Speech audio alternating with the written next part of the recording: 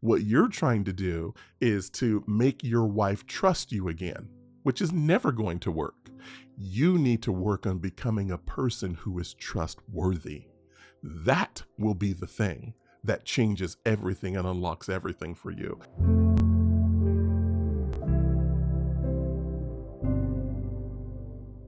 Hey, my name is Drew Boa. I'm the founder of Husband Material, where I help men outgrow porn. Today, Rich and Deanna Millentree are telling us their amazing story of healing as a couple, as Rich found freedom from porn, and Deanna actually has this really unique story of being a part of Rich's freedom as well. And you'll hear so much more about that. These are delightful people who are available to help you both individually and in your relationship towards outgrowing porn. And they have created something called the Confident Husband Mastermind, and they're giving away a spot in that program to someone in our community. So check out the giveaway at husbandmaterial.co. If you come into our community, they're giving away a few different resources this week. Ultimately, this episode is full of hope. Enjoy it. Welcome to Husband Material. Today, we have Rich and Deanna Millentree, founders of Growing in Marriage. Welcome to the show. Thank you for having us. Thank you. It's great to be here, actually. Yes. It's fantastic, man. Yeah. I'm so looking forward to this. Me too. You two are very different people, and yeah, you have a great marriage. So what are some of those differences? Well, stating the obvious. Stating the obvious. Oh, my goodness. Yeah. I am a black man married to a gorgeous ginger white woman. Yes. And that's just where our differences start, Drew. Yes. Yeah. That's the most insignificant one. Yeah, really, exactly. it really is. Exactly. Yes.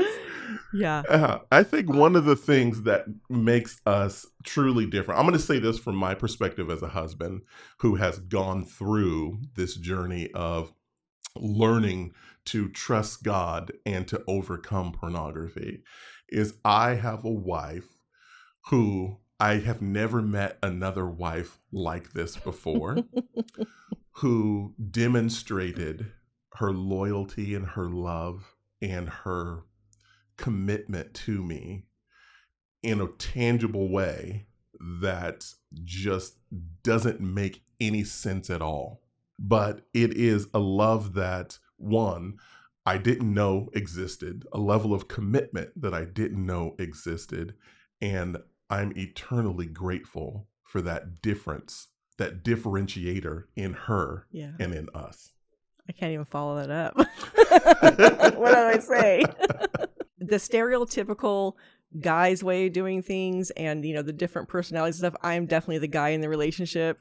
He's the filler. I'm the more like, okay, let's get it done. Tell me how I can fix it and I'll fix it kind of thing. Mm-hmm. I'm a verbal processor, which drives him crazy. Some of the things. Just some of the things, yes. Drew. Yes. Yeah. My happy place is going fast. Yeah. Okay. Whether that be on the freeway. Or a motorcycle. On a jet ski, a snowmobile, whatever it is. Taking corners that say 25 miles per hour max and Deanna's doing 50. I'm like what are you doing? That's just a suggestion. Yeah. And me, I want to be in, my favorite season is winter. Give me the cold weather. I want to breathe in cold. It freezes that inner layer of my lung before it quickly defrosts. That's what I love. Yes. And I want to be in a lodge with just a great cup of coffee or a beautiful glass of wine, watching the snow fall, and my wife is out there playing it and having the time of her life, and we're waving at each other. Yes. And I prefer the spring or fall weather and Maui over the slopes, but yeah. Yes. And Rich, you just like a good book. Yes. Yes. Hey, give me a good book to go with that. Yes. But the kind of book he likes is like nonfiction. That's the best kind of book there is, Drew. What other book is there? No. Come on. And I'm more into the vampires and the werewolves, that kind of thing. Yeah, I'm like, come on, you're wasting your time. Give me Twilight all day long. Amazing. No. Yeah. So we have many differences. There's not a lot of things that we actually have that are similar. Yeah, which is wonderful. Which is wonderful because that's why we can appreciate each other. And it's like, okay, I may not understand that, but I love you, so I Yeah. want to go along with it. So Well, and yeah. even all the research tells us, people say, oh, opposites attract, but really all Yeah. the research tells us that is absolutely not true. What makes a couple attract are their core values. Yes. When this is vetted out in the relationship, like those things that drew you together at first, like, oh, I love how Yeah. my person, they always were chewing bubble gum and they smell like bubble gum all the time. And you get 5 years into that marriage and you're like, if you pop one more bubble, I'm going to slap the what out of you, right? You just can't stand it anymore. I'm going to throat punch you. Yes. Or, I just love how you make these little sounds when you're eating and it's like, you know what? I'm going in the other room to eat. You sound like a cow. Like those opposites, they don't keep you together. It's your core values that do. Right. Yeah. Being able to be in a place where it's like, okay, he's different from me. We are not the same. Yeah. But I can appreciate the differences. Instead of Totally. using that as a point of contention, because that was a lot of the very first years of our marriage and stuff. Totally. It's like, no, this is not the right way to do it. You need to do it my way. But to be able to learn that, okay, he's different from me. I wouldn't want to be married to someone like me. I mean, I would have a cleaner house. That would be wonderful. But it is what it is. So being able to appreciate our differences and knowing that I'm more of a task-oriented person and he's more relational, and seeing how that plays out with our kids and in our ministry and everything too. Just knowing that, okay, we all have our strengths and we have our weaknesses, and to be able to not use that as against each other, but to use it for the betterment of our relationship. We're on the same team. Yeah. Awesome. Y'all have been married for over 28 years. Yes. You've ridden the roller coaster with many ups and downs. And specifically for our purposes today, could you share a little bit about your journey and how pornography affected your marriage? Yeah, we could share a lot of that. Well, I'll start, babe. Sounds good. Okay, Yeah. okay. Since I'll jump in wherever I feel I need to. Yeah. It's our story, but it started with me. My parents, they had a really rocky marriage. And that's not to cast any shame or any throw any shade towards them at all. But it was very rocky, and my experience, because my siblings would have a different experience, but my experience being the firstborn, I always felt like I was walking on eggshells. And my mom was a yeller. My dad was disengaged. I'm going to say emotionally, because he was engaged at other levels, but emotionally he was very disengaged. And was a hands-off dad as well. So there wasn't that time of bonding over things or anything like that. But one day at summer break, and of course during summertime, us kids, there was 3 of us, were home all alone. Our parents worked. And of course, you get into everything when you're home all alone.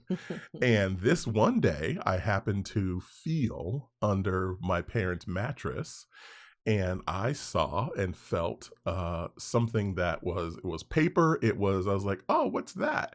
And I pull it out, and it is a Penthouse magazine. And on the cover of this Penthouse magazine was Vanessa Williams. She had just won the Miss America. And this was a big deal in the African American community, in the Black community, because she was the first Black woman to win this particular pageant. So pulled that out and took my first look, and you can imagine what my little 8-year-old brain did with all of that information. Like, it was instant heroin and crack and all of it put together. So when we started dating, Deanna, it was my birthday, and I had moved out. I was 17 at the time, going almost 18. And Deanna asked, is like, hey, what would you like for your birthday this year? And I thought, oh, I would love this poster, because it just came out. I had a subscription to Playboy magazine already by this time. And I don't know if I knew that. You didn't know that. I don't think I knew that. And in this magazine, there was these sisters who were in the magazine, and they were featured. And I told Deanna, I was like, I want a poster of these sisters. And she's like, okay. And she bought me a poster. Of course, these sisters were all naked, and I put it above my headboard, and I was like, this is what manhood is all about. I have arrived. And what was I thinking? Right? It's like, what in the world? Right. How did I not know it was an issue? How dumb was I? You just didn't know what you didn't know. Right. And quickly found out that, oh, I just can't stop looking at this stuff. Like, why doesn't it work that way? I don't want to look at it anymore. And I shouldn't be looking at it. And I also knew that it was wrong to be looking at to begin with. Mm-hmm. But I couldn't stop. And I hid this secret from Deanna for a while. And so we were married for 3 years before we had kids. And in that second to third year, somewhere in there, I really felt like I knew the Lord was dealing with my heart in this particular issue. And I was like, I don't want to be like this anymore. And I want to share with my wife, and I want to tell her what's been going on in my life. And so one night, I climbed in bed and I shared with her, like, I have a problem with pornography. And she asked all the questions like, what do you mean you have a problem with pornography? I was like, I am addicted to pornography. I can't stop looking at it, etc. And we cried. She cried. We cried together. We spooned each other that night in bed and held each other, and just, we didn't have answers for what to do, because this was back in 1994. Like, there was not a lot of resources around this. So you were in an ocean all by yourself. And by the way, there's no lifesaver either. So just start swimming. And when you get tired, flip over on your back and let's hope you can float. And you don't tell anybody. Oh, of course not. Yeah. And so I knew that this thing had affected me so much. It had stolen my joy. It had stolen my hope. It had stolen my emotions. I was the guy, and I am now, who was super sensitive. Like, I can cry at a moment's notice. Like, I felt my feelings, and I was that person. But when our son was born, Drew, this is the crazy thing. When our son was born, I knew that. I was like, oh, this is going to be such a great day. I had no emotions whatsoever. I had no tears. I had no joy. I was just a zombie. And I didn't understand. Yes, that's a great word for it, babe. Mm-hmm. I didn't understand why I was this way until we started therapy and we started to peel back some of those layers. Yeah. Yeah.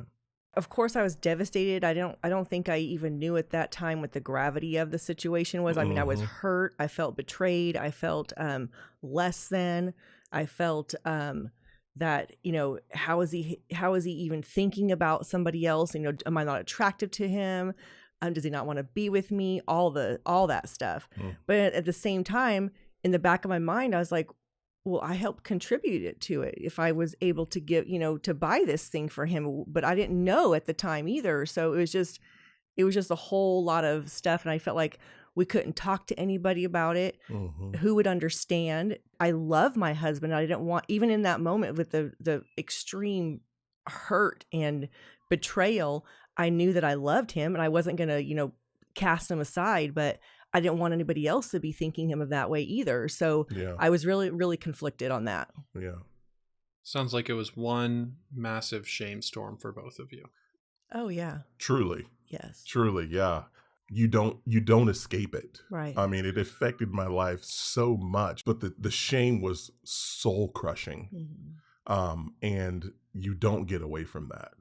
So as you dealt with this horrible dilemma,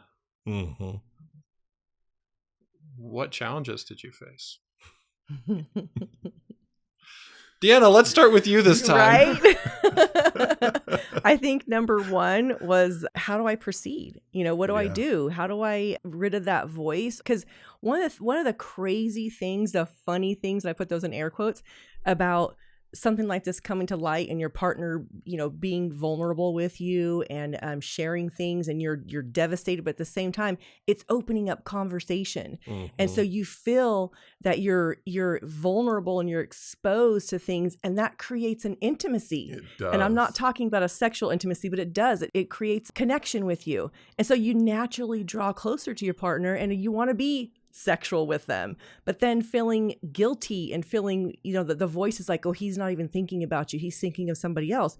So that was a constant loop in my head as well, and trying to overcome that. And then also having the courage to ask him, are you thinking of somebody else whenever you're with me? And I'm curious. I'm wanting to know, like, what were you seeing? I want to know. I want to know everything, but at the same time, I don't want to know anything, So it was just, that was really like a bipolar experience almost. Yeah. Well, and I think on top of that too, babe, like, we really didn't have a way to navigate it. Right. There were not any resources. We couldn't share openly about your struggle, because if you did, you were sidelined. You were treated as though you were gross. You were dehumanized. You were this subhuman of a person. It's like you didn't even bear the image of God anymore. Right. And especially from your brothers and sisters who call themselves Jesus followers as well. But it was so weird that when that came up, it's like, ooh, let's distance ourselves from this person. It is very much like the leper who has to call out unclean, unclean, and everybody runs away from you because they don't want it to get on them, as if it worked that way. Along with not having any resources, it made it extremely difficult so which direction do we go in? Right. Yeah. And who can we even talk about this with? And two, who is not going to judge us, who is not going to treat us like we have disqualified ourselves from everything in life now. And now all that's left for you is to hope that you get your act right with Jesus. And maybe if you do, then you'll barely make it by the skin of your teeth by the time it's all said and done. Right. Yeah. Right. That's how it felt. Yeah. That was the major navigation problems that we had. I love that language of a navigation problem. It's like you were dropped into this devastated, barren wasteland. Yes. Yes. Where you need protection more than ever. Yes. And you also need connection more than ever. Right. Yes. Right. Yes. But both of those things are deeply compromised. Totally. Absolutely. And Satan likes to, that's his wheelhouse. Totally. Is to keep you isolated and keep you in a silo. And even if there is somebody that's wanting to reach out and want to, say, hey, I've dealt with that or whatever, you're like, no, I'm ashamed. I'm wearing the scarlet letter or something, so to be able to really find somebody that had journeyed through that was very instrumental. And even when you do find someone, you don't ever know if it's safe. Like, is it really safe to be able to talk to this person? Because what would typically happen, what we would find in some instances, is that then becomes a way for that person to maybe say, oh, well, I'm not as bad as so-and-so. Right. Rich and Deanna, they're much worse than we are. And it's like, so who can we really, truly be vulnerable and to share all of the details with and so forth? And also having to making sure that we're both okay with the person that we're sharing with. So I want to make sure that whoever I'm sharing with is not thinking negatively about him, and they're not on just Team Deanna. I also want to make sure that I'm having constructive feedback and calling me out on my thinking and all that stuff too. And the same thing, I want him to feel safe that I'm speaking to somebody that is in his corner, and vice versa. All of this is making me even more grateful for both of you and the ministry that you do. Well, thank you. Yes, thank you. Because even now that we have so many more resources, it is rare to find a couple who has been through all of this. Oh, totally. Right. And are able to help both individuals and the couple. Yes. Right. Yes. That's a triple threat. Yeah. Right? Yes. Yeah. One of the things, Drew, that I love when couples do come to us.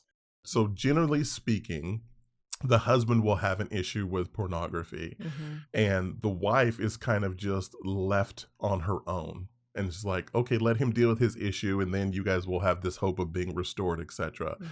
And you can't pull the yarn ball apart that way. It doesn't work.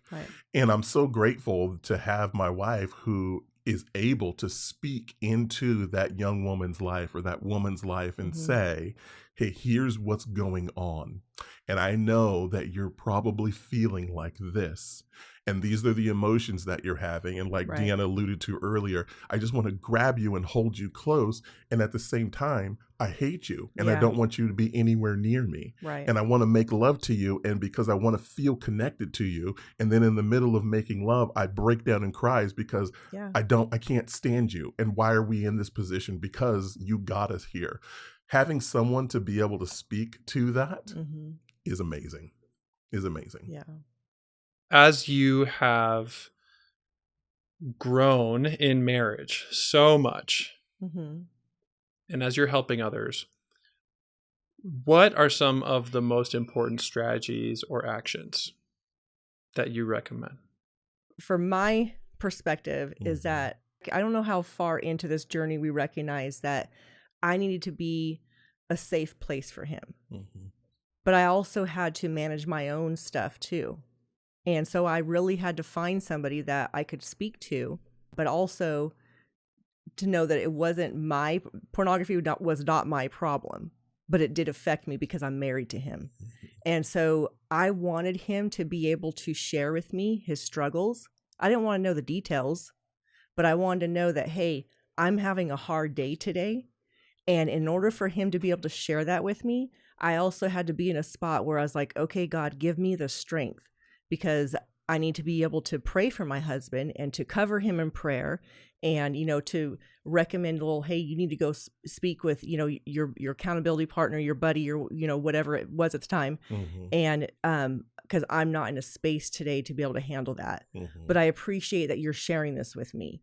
I want to know where you're at. Where are we at today? How are you feeling? Are you tempted today? What's going on? So I wanted that transparency and that vulnerability, but it also came at a cost where I had to do the work to be able to withstand that and to not crumble every time he did come share things with me. Yeah. This is always a light bulb moment for a lot of couples, is that pornography, most likely, high percentage of the time, didn't start after you were married. It started before. And that's really helpful to know for, again, generally speaking, wives who are like, oh, is it because of me? Is that I'm not pretty enough, or I'm not giving you enough sex? Exactly. Whatever it may be. Whatever it may be. And the answer is no. This started with your husband way back when he was 8. And he's just brought this thing into your relationship that literally has nothing to do with you. But because you were married and because there is this place of you've now become one, you do have a part in this. So like Deanna was saying, to give like all of these lists, because I think that's immediately what someone would want to hear. Like, just tell me all the things so I can be better. And I think, that's one of the worst things that you can do with someone. If you are not committed to walk alongside that person in their journey, then it's going to be very difficult. And just giving a whole bunch of resources, it just overwhelms a person.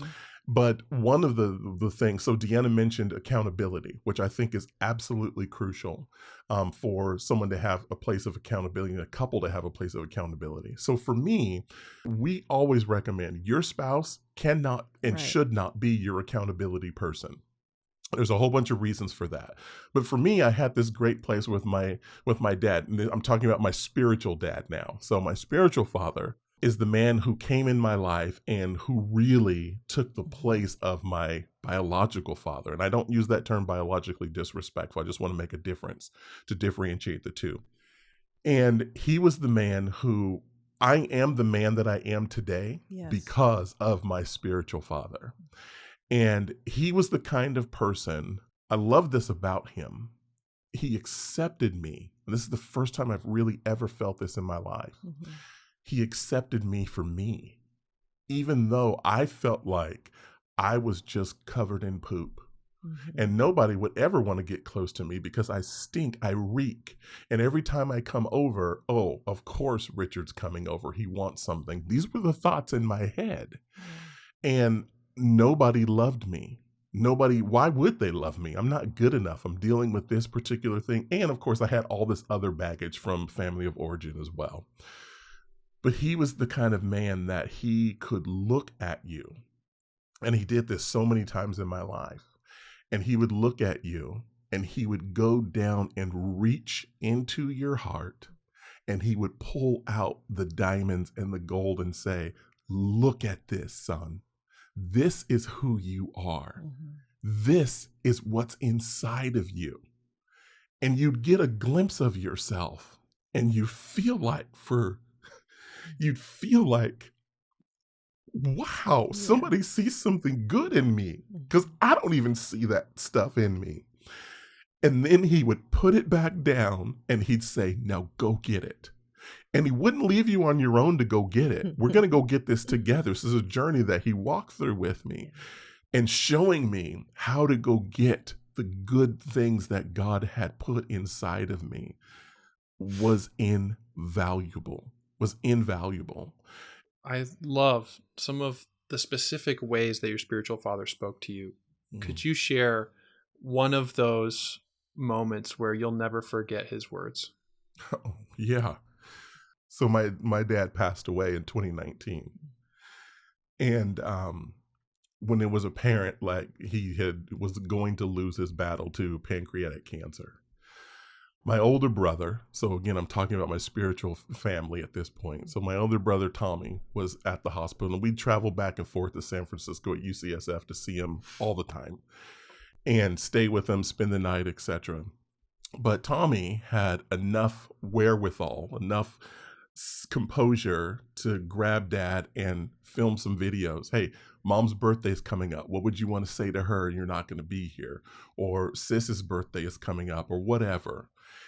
And when he was almost gone and was not able to communicate hardly anymore, he called all of us kids. And if we couldn't answer, Tommy was there to record a message for us. And I wrote this down so I'll never forget it, like I can never forget this. But he said, son, I loved you from the very first time that I saw you.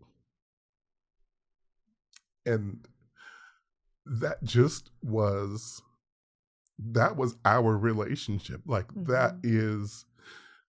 summarized it all for me, that somebody could love me in spite of all of the junk and all of the stuff. That was a summarizing moment. Yeah. A huge loss and so much love. Yes. Totally.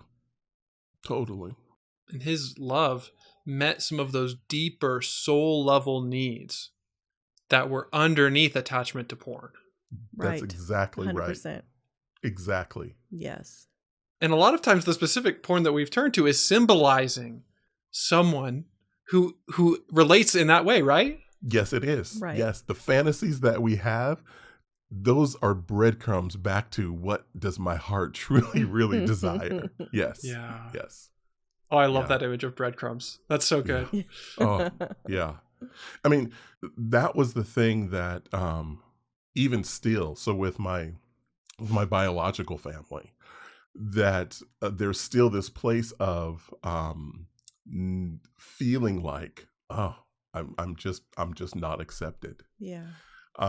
And Not it good sucks, enough. not good enough. It hurts, it sucks, but you get to the place too where you mature and you grow and you're like, they did the best that they could.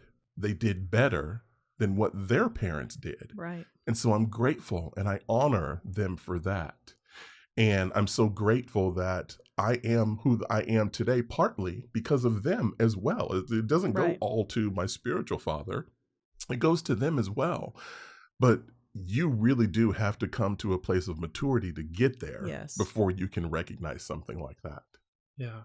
There were many people involved Totally. in your healing journey. Yes. In my healing journey, it's never just one person. Right. And of course, God is often Yes. using these people Right. to get through to us.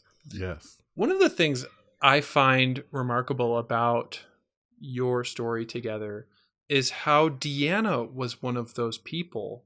A lot of times in marriage, understandably, the wife is not able Yes. to be a part of her husband's healing journey, to be a kind of supportive, safe harbor. And there is no shame for those women who are feeling like that is the opposite of what they need. And yet, Deanna, it seemed like there was something different for you in this process. The only thing that I can think of when I think of this question, because people have asked that before too, the only thing that it goes back to is really understanding that I'm a sinner as well. And I need God's grace. Mm-hmm. And if I don't have God's grace, where am I? So who am I to shame him? Of course it hurt. Of course it was a long journey. It wasn't just that, okay, we had a conversation and it's all done and he never looks at porn again. Right. I wish that was the case. Wouldn't that be nice? Right. Yeah. But just to remember and tell myself over and over again, I do things too. I am not perfect and we're struggling through this. We're going to work through this. Mm-hmm. For you, babe, to be able to have that mindset, though, I mean, what Drew is saying, it really, truly is a gift. Like in our time together and all of the couples that we have walked through with this, not one have we had a wife who had a similar attitude. Right. Not one. I don't know. It's only God.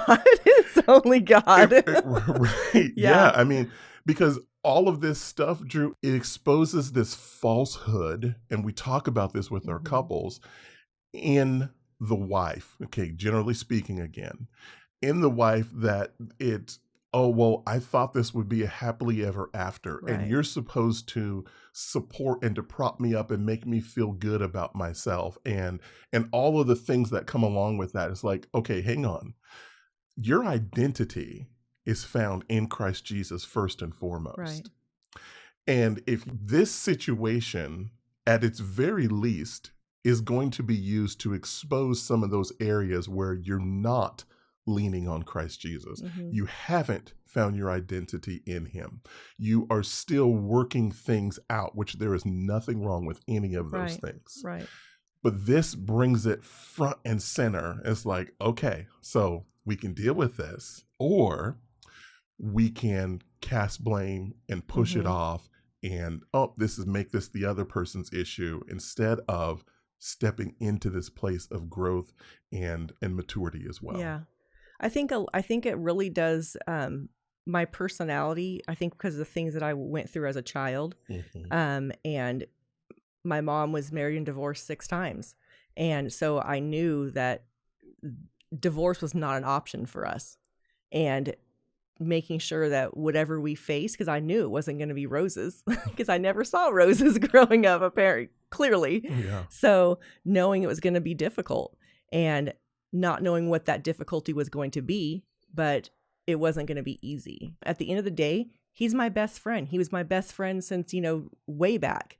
And I knew we were going to hurt each other, and I knew that I was going to stick by him and do the hard work, because I would rather do life with him than without him. Because I also knew that I'm not perfect, and I loved him that much. And I'm not saying that somebody that decides, okay, no, I don't want to be with their spouse, that they don't love their spouse. I'm not saying that.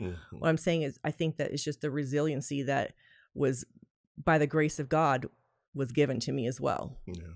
And if your story looks different, that's okay too. Absolutely. 100%. Absolutely.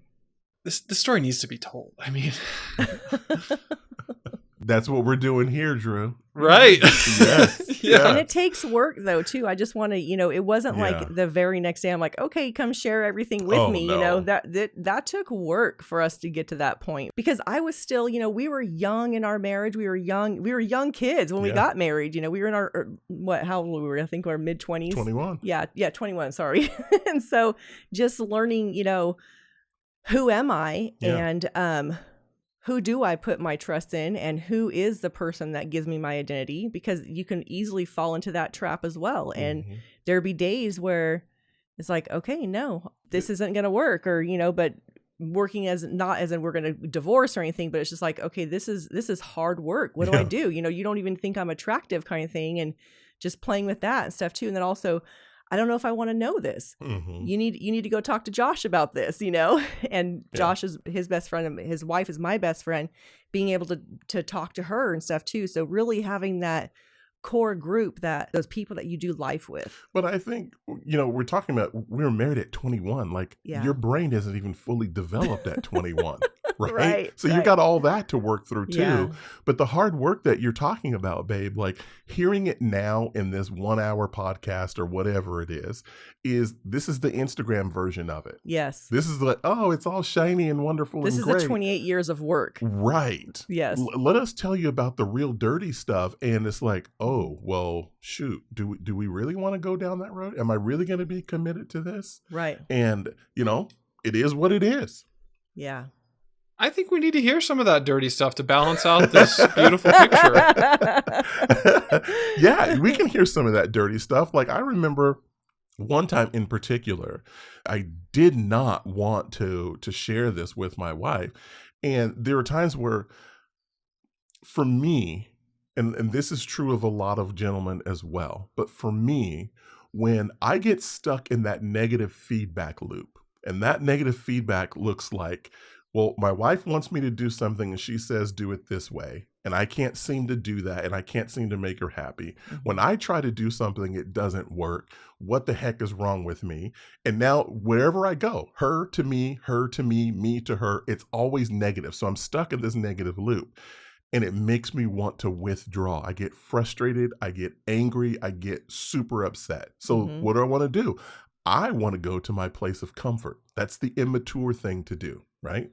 So my place of comfort, of course, is the pornography. It's like, oh, great. So sharing with my wife and but choosing to share with her like, hey, I was in the porn dumpster all day today. And she's like, what do you mean? And I thought you were doing good. And it's like, we didn't have any tools. So we didn't know to say all the things that we know and say now. And it caused fights, and we would withdraw from each other. It was like a frenzy inside of my mind. 100%. Yeah, like, okay, what am I not doing right? Yes. Am I not giving you enough sex? Am I not? What am I doing? And so it's all internalized. Like, okay, no, wait. Yeah. And then you wouldn't talk for a week, 9-10 days at a time. Right. Because you're so frustrated, which leads you back to the porn dumpster all over again.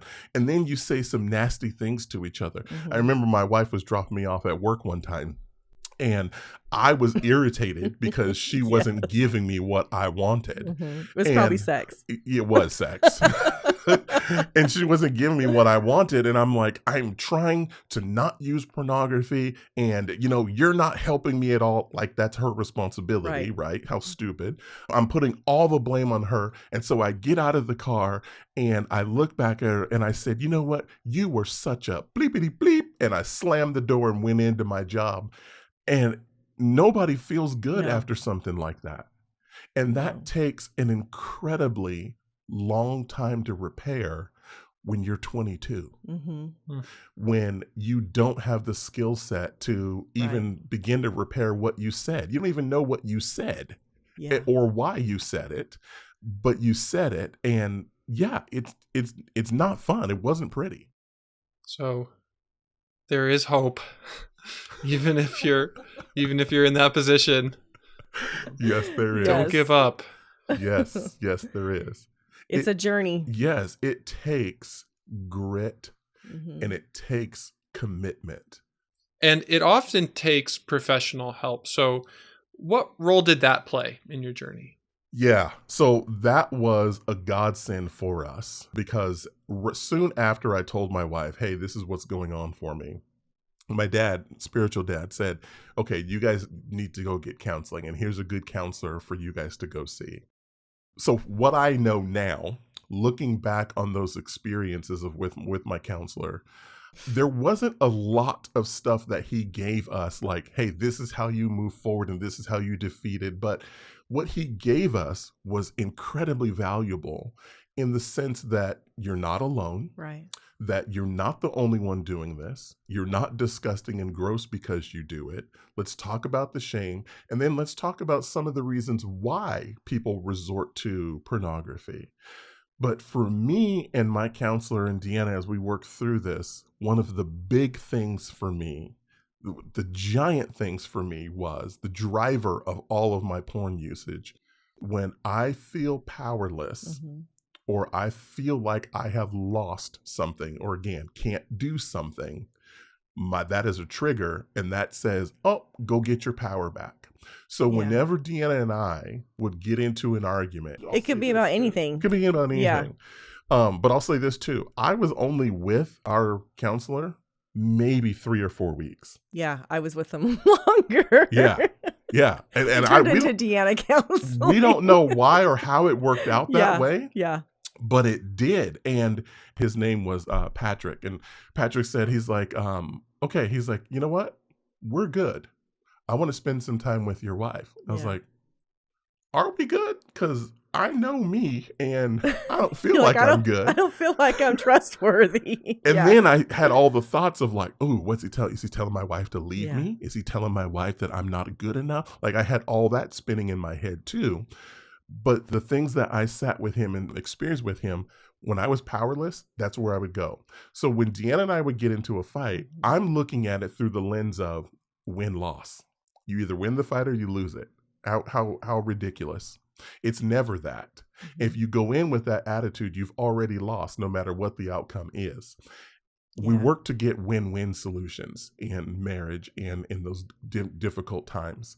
So whenever Deanna would say to me, like, and point out, like, there's some sin here, or you treated me unkindly here, or you did this, it was always, oh, there's a loss, there's a loss, there's a loss. Let me go I'm to bad. pornography. I'm not, I'm 'Cause- not worthy. Yeah, All that. because Yeah. I don't know how to deal with not doing those things. That helps me see a lot more of why you have created this confident husband mastermind. Because when Yes. you're in that place of confidence and centeredness in yourself, you have capacity for those feelings and those lies to be processed. That's right. Right. So we developed Confident Husband Mastermind for husbands in all stages of marriage. Mhm. But the things that we were addressing, so there's 5 conversations that we're having in this this particular product.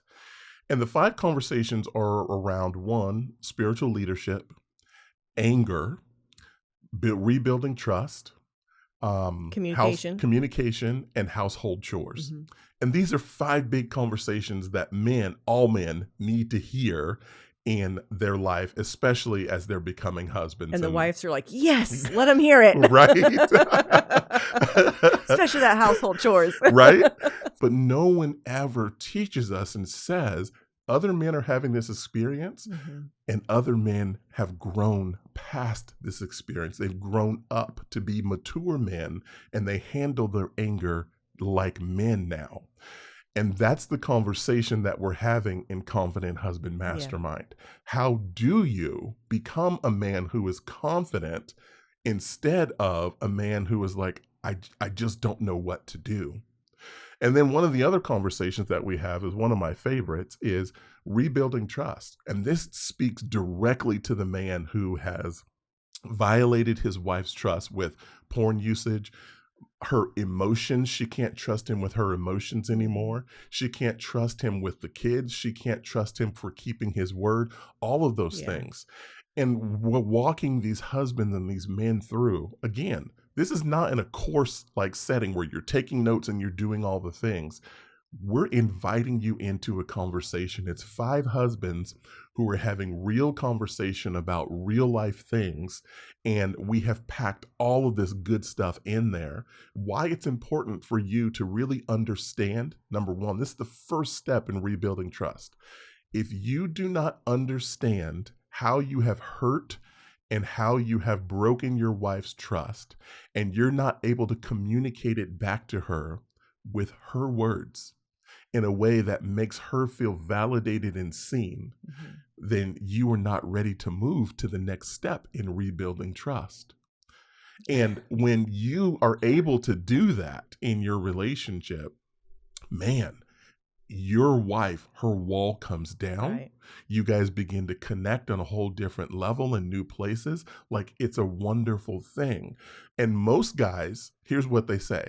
Well, I've asked for forgiveness and I've said sorry for like 100 times. How many more times do I need to do it? 100,000 more. Yes.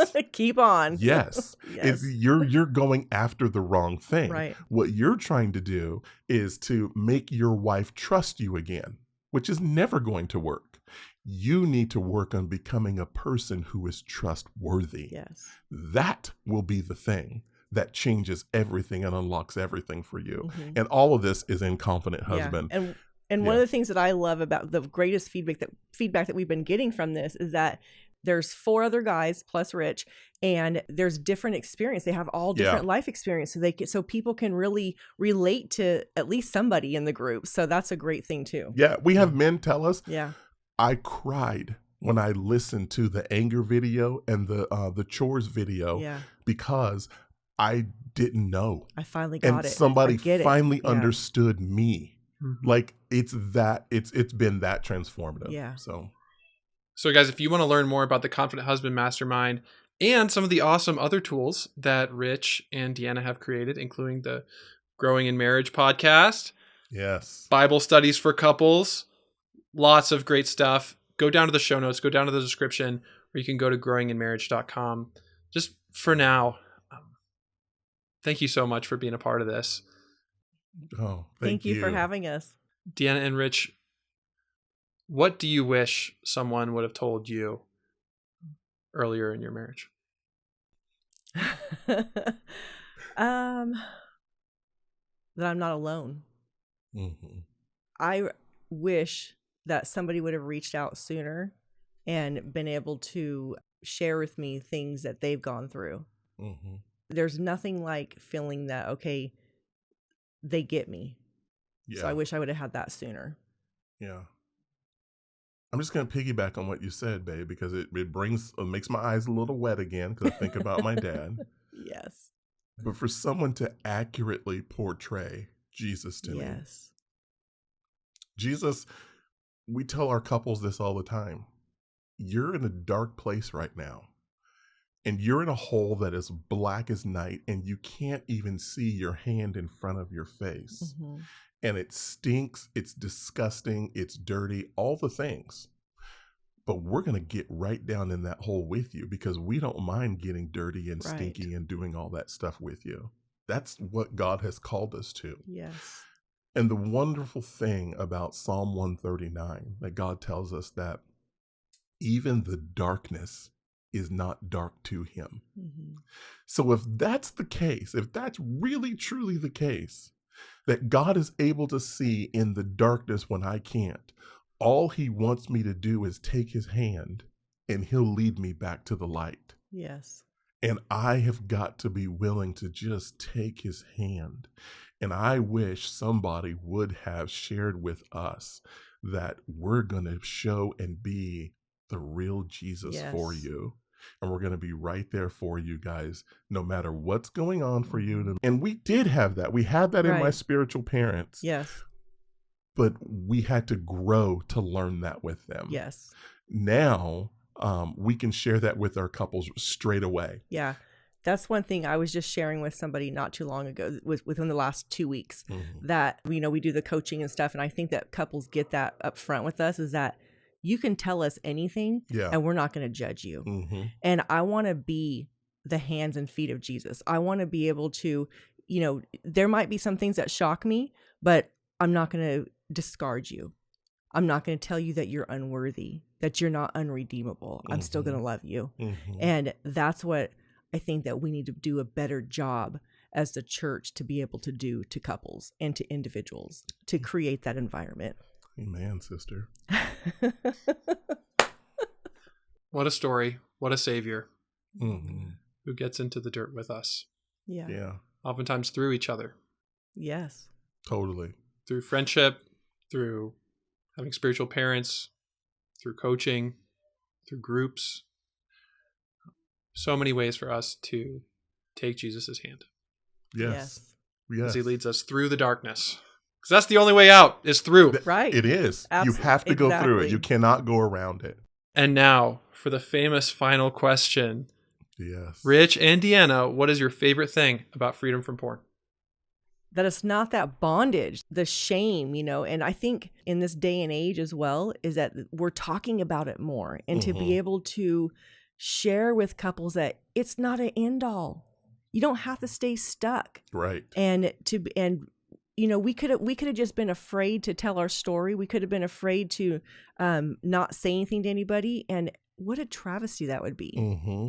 So really being able to share our story and to know that even in the dark times and the temptations, God's there with us, and to be able to, we got each other. Yeah. My favorite thing in this is knowing, one, that I am known. Yeah. And that I am accepted. Mm-hmm. That no matter what happens, God loves me. He demonstrates that to me over and over, all the time. Mm-hmm. And there's nothing that I can do that would ever change that. It is this weight that's lifted off of my shoulder that I do not have to perform. Right. I do not have to do things to make or get God's approval. That he is good with me just as I am. Yes. That he is not going to leave me to a place that is going to destroy me. That he's going to come alongside and say, hey, son, this right here, this road is going to take you to a bad place. Let's start to redirect now and get back on track. Turn back towards me. Mm-hmm. And I love that. It's this place of identity. So me learning who I am. I'm the image bearer of Jesus, and I'm becoming more of that every single day, hopefully. Mm-hmm. And James Clear, he wrote a book, I'm sure, Atomic Habits. You've heard of it before? Yeah. Oh, yeah. So great book, great read. And in James Clear's book, he says all of the habitual changes, the behavior changes, the growth in your life, all of that ultimately comes back to its identity change that's taking place inside of you. So if you think of it this way, you say, hey, well, you know what? I am an Olympic gymnast. Well, what do Olympic gymnasts do? They train, they do all the hard things. They repeat practice, they get up early, they eat well. They do all those things because they are a gymnast. Mm-hmm. I'm a runner. Well, I get up and I run, and I do that because I'm a runner. I am God's beloved son. And because I am his beloved son, I do the things that please him. I have learned that my identity in who he is doesn't depend upon what the world thinks of me and all of the other things that are going on, that I am going to get in that place where my identity is being shored up and changed day by day. And that is the sweet spot for me. Yeah. That's what I absolutely love. Amen. Man. And that is exactly why I always end these episodes saying the same thing. Before I say it, guys, don't forget to check out growinginmarriage.com. And let's live like this truth is who we are, no matter what. It's the very truest thing about us. You are God's beloved son. In you he is well pleased.